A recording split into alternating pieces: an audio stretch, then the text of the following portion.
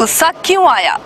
क्यों एक बार फिर सदन के अंदर नीतीश कुमार गुस्सा गए? इस पर हम चर्चा करेंगे।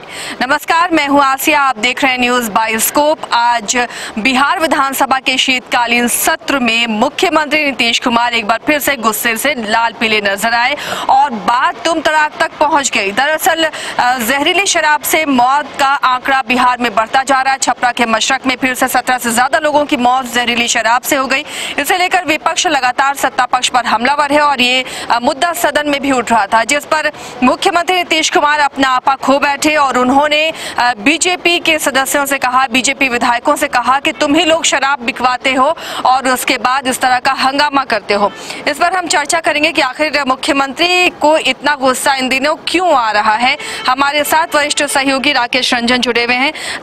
रंजन जी, आखिर मुख्यमंत्री का ये बदला हुआ चेहरा, क्योंकि आमतौर पर बहुत सुलझे हुए जाने जाते हैं नीतीश कुमार और बहुत सॉफ्ट स्पोकन है, और उसके बाद जो सदन में रूप आज दिखा, उसकी वजह क्या है? देखिए, होता क्या है ना कि जो आपका सबसे मजबूत पक्ष होता है, जब वो कमज़ोर पड़ना लगता है तो आपको लगता है कि मैं कहाँ मार खा रहा हूँ, और वो एक जो खिसियाहट मन में होती है वो निकलकर सामने आती है। हम सभी जानते हैं कि जो नशाबंदी का जो नीति लाई नीतीश कुमार ने 2016 में, उसकी शुरुआत में काफ़ी तारीफ हुई, देश दुनिया में उनके नाम की चर्चा हुई, सारे लोग साथ में थे, महिलाएं साथ में थी। लेकिन धीरे धीरे जो हुआ क्या, उसके क्रियान्वयन में शायद कहीं कोई परेशानी आई और इस तरह की घटनाएं होने लगी, जहरीली शराब से मौतें होने लगी, शराब की होम डिलीवरी के बारे में बातचीत होने लगी। तो ये सारी चीज़ें जब होने लगी तो उसकी सफलता पर सवाल खड़े किए जाने लगे और नीतीश कुमार जी ने इसे अपनी व्यक्तिगत प्रतिष्ठा का सवाल के तौर पर इसे जोड़ लिया अपने आप से। और जब भी ऐसा होता है कि आप किसी चीज को व्यक्तिगत मान लेते हैं तो फिर वो एक जिद भी आ जाती है। तो उसमें सुधार होने के बजाय ये हुआ कि वो एक जिद के तौर पे रह गया और इस वजह से भी ये गुस्सा निकल रहा है, क्योंकि मामला एक बार फिर जहरीली शराब से मौत को लेकर ही जुड़ा हुआ था।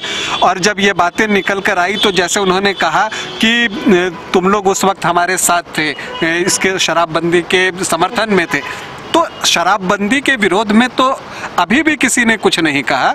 जो जहरीली शराब पीने से मौत हुई उसके बारे में कही गई। तो जब शराबबंदी है और जहरीली शराब बांटी जा रही है, लोगों तक पहुंच रही है, या शराब की होम डिलीवरी के बारे में जो बातें की जाती हैं, तो उन पर तो सवाल खड़े होंगे ही और इन चीज़ों को पॉलिटिकल वे में ही लेना चाहिए। ये सब प्रशासन से जुड़े सवाल हैं तो उस पर गौर करना चाहिए।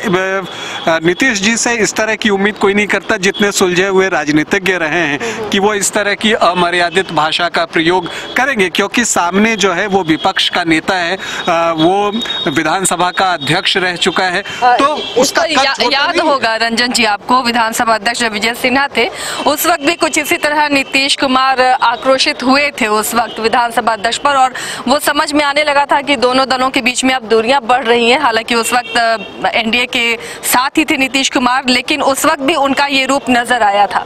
जी हाँ, बिल्कुल, वो उस वक्त भी नजर आया था।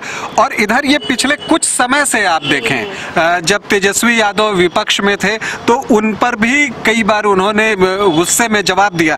तो नीतीश कुमार, जो कि पहले बहुत ही सॉफ्ट स्पोकन थे, पिछले कुछ सालों में हमने ये देखा है कि वो अपना आपा कई बार खो जाते हैं और उसमें वो कुछ ऐसी बातें बोल जाते हैं जो उन्हें नहीं बोलना चाहिए। देखिए, सदन है तो उम्र वहाँ मायने नहीं रखता, जो चुन के गया है वो भी एक विधायक है, आप भी मुख्यमंत्री हैं, तो आपको उन्हें वो सम्मान देना चाहिए जो एक विधायक को मिलनी चाहिए, इज्जत वो मिलनी ही चाहिए। तो ये चीज़ें कि आप अमर्यादित भाषा का प्रयोग करें, ये उचित जान नहीं पड़ता है। और मुझे लगता है कि ये जो गुस्सा है, जो पहले जैसे नीतीश कुमार का एक दौर था, जो उन्होंने मुख्यमंत्री का पद संभाला था, तो वो एक ऑरा उन्होंने देखा है कि हर तरफ उनकी लोकप्रियता आसमान को छू रही थी।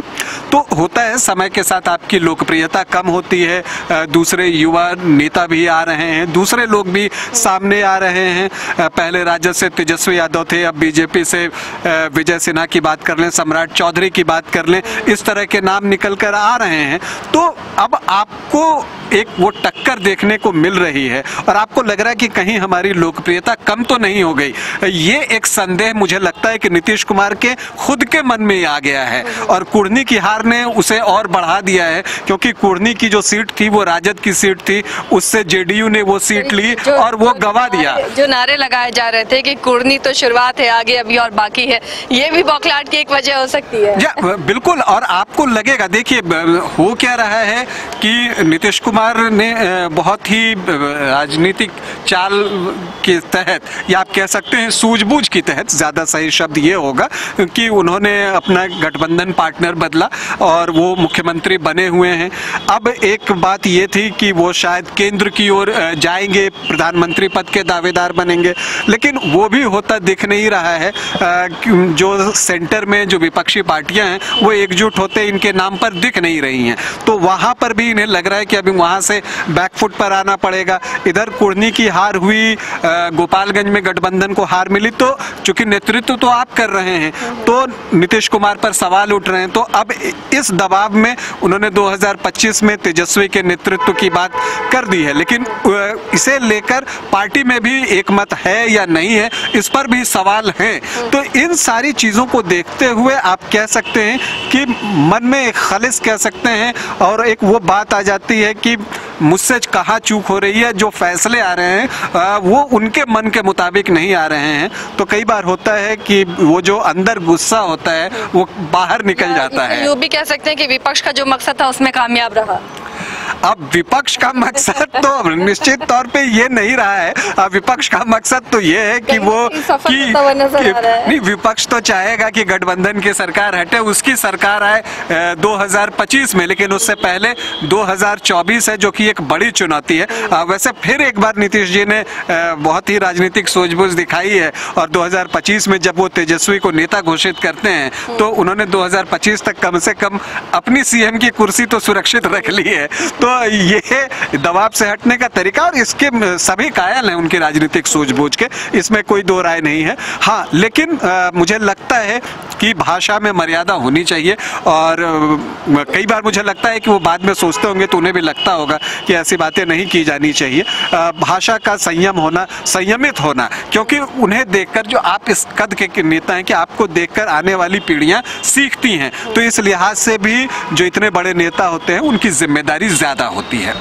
चलिए, तो अब जिस तरह से मुख्यमंत्री नीतीश कुमार ने अपना आपा खोया है और तुम तड़ाक पर उतरा है सदन के अंदर, वजह इसकी क्या है? क्या अंदर से परेशान है नीतीश कुमार, या फिर कोई और वजह है, या फिर विपक्ष के सवालों से इतना बौखला गए कि इस तरह का उनका व्यवहार नजर आया? आमतौर पर नीतीश कुमार का व्यवहार ऐसा नहीं होता है। तो आखिर वजह क्या रही, आने वाले दिनों में पता चल जाएगा, क्योंकि लगातार बिहार की राजनीति पर हमारी नजर बनी रहेगी और जैसे जैसे अपडेट होते जाएंगे आपको वो तमाम खबरें हम बताते जाएंगे, उन तमाम खबरों से बाखबर करते जाएंगे। आप बने रहिए न्यूज़ बाइस्कोप के साथ।